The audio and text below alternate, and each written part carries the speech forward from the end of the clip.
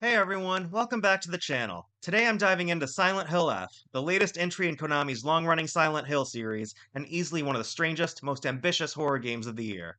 This one takes the franchise far away from the foggy New England suburbia we know, and drops it into 1960s rural Japan.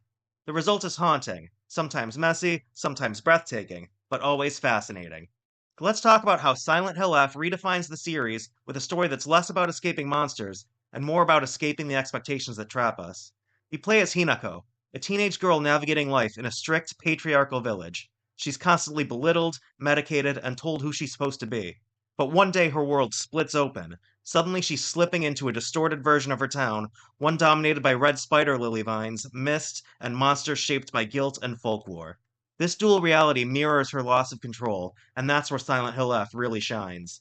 It's not just about fear, it's about repression, conformity, and identity, the kind of horror that grows quietly in a culture that would tell you to obey. If you think this is another town full of monsters story, it's not. This is about a young woman becoming her own monster and learning whether that's even a bad thing or not. Gameplay wise, this is classic Silent Hill, with a twist. You've got melee combat, exploration, environmental puzzles, and limited resources, just like previous entries in the series. But the twist? Everything feels a little heavier and more deliberate. You can block, dodge, and swing, but the combat can admittedly be a bit punishing.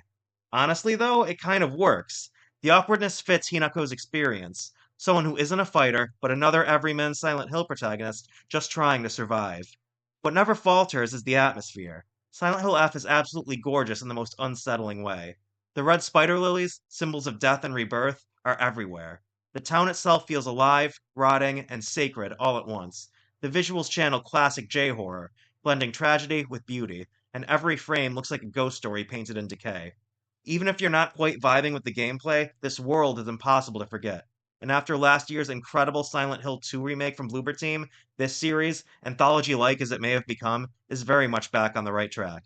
The story splinters into multiple endings, but in true Silent Hill fashion, what's fascinating is that each ending feels like a psychological test, a mirror for how you played and what you believe redemption looks like.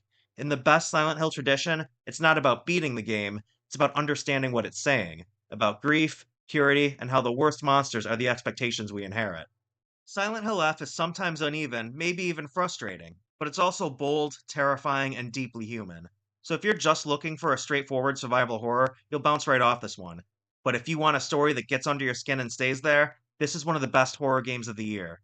So thanks for watching. Don't forget to like, subscribe, and tell me in the comments what you thought of Silent Hill F. Did it confuse you, or did it haunt you as much as it did me?